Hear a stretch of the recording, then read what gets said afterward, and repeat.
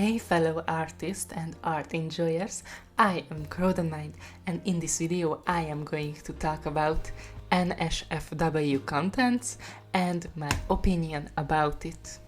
Nsfw is short for not suitable for work content, which is basically inappropriate images or videos, basically 18 plus adult content. So I have to warn you that in this video, Steam may make you uncomfortable since not everyone likes these kind of stuffs. But if it doesn't scare you away, then I am happily continuing this topic. I don't wanna be prude, nor lie on my channel, and I do have some backbones to say that I drew Nsfw art before. This is also an expression, just a sadness or anger, so I don't really understand why people hate these kind of drawings. Art is supposed to be a way to get your feelings out. And probably most people who talk bad about Nsfw artists do watch inappropriate videos online, so I really don't understand this kind of hypocrisy.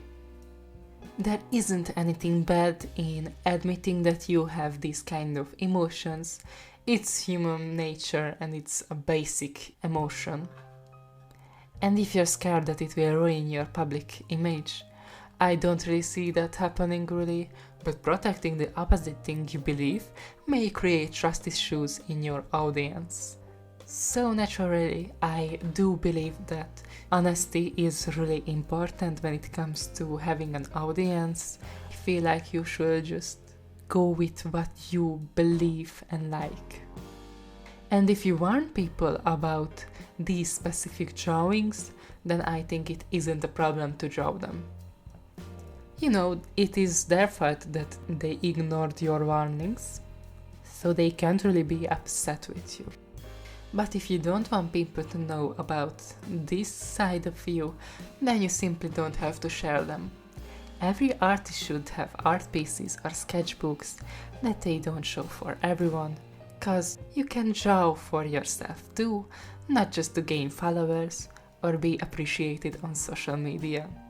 So many artists forget these things, so I think it's important to talk about this as well. And now that we've mentioned social media, I believe that is the next turn I wanna head to.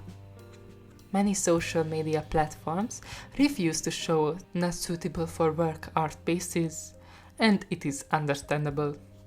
Most of them are not made for specifically adults only, and it is simply natural to protect the kids at all costs. Even though it is almost impossible not to see anything intimate, because that's just the world we live in, it's very out there, but at least some people and corporations are trying. And since they don't like Nsfw art, then you must find a platform and people who are okay with your content.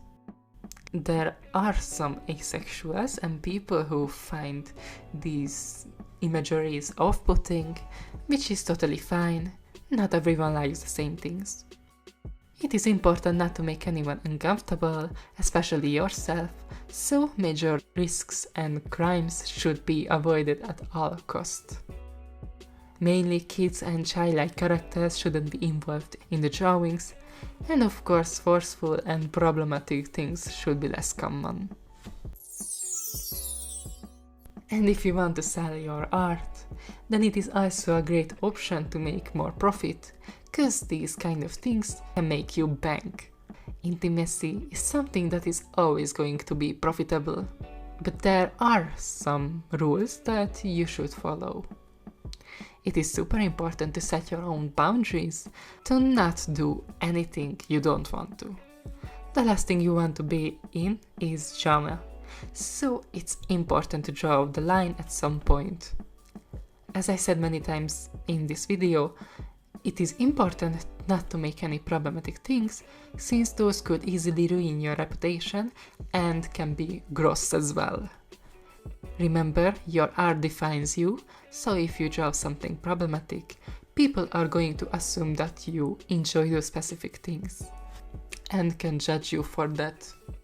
Secondly, never ever draw real life people, celebrities, or anyone that isn't imaginary character. No one wants to see an intimate drawing of themselves, so keep that in mind. It is also important to check people's IDs if possible. The last thing you want to do is sell these kind of arts to minors. It can make the commissioning part a bit hard, but playing safe is totally worth it. There are also many skills that these kind of drawings help you develop. Mainly, it teaches anatomy. Most of the time, the clothes give forgiving kindness to your anatomy, since they hide most of the body parts. But if you wanna improve your art skills, then you have to draw people with more revealing clothes, or maybe none at all. But while we're at it, why not make it fun? Art is a hobby. Artists are supposed to have fun with their drawings, but so many people often forget that. If you want to learn anatomy and you are comfortable with these kind of arts and actually you enjoy it more than just some random poses, then I don't really see why you shouldn't make these imageries. Can also help you figuring out how the skin tightens around different objects and things. In my opinion, one of the hardest things to draw is two people interacting. I generally don't really draw them, and it takes a lot of effort to make them look right, but you can learn a lot from them. And of course, different camera angles and dynamic poses could make your art more interesting, and you can learn how to draw curves, fat, muscles, and some kind of bone structures, which again really helps you grow as an artist. In my experience, I don't think I'm going to do erotic art pieces on this channel. Overall, I think people judge not suitable for work artists way too quickly, and I feel like every person should be able to draw, do, and live their lives as how they want to, if it isn't problematic. Here is my drawing of Grom from Brawl Stars. This drawing was inspired me by one of his in-game voice lines. I am in chocolate! This drawing isn't really an Nsfw drawing, since there aren't many inappropriate parts in it, but it's a little bit still out there. I mean, I don't usually draw these kind of poses and clothless people. I often like to design clothes as well, not just body parts and characters, but it was fun. I went out of my comfort zone, and sometimes that can be a positive thing. If you like this video of mine and you wanna see more from little old me, then you could subscribe to my channel. I was Crow9, and I'll see you all in the next video of mine. But until then, take care and bye bye.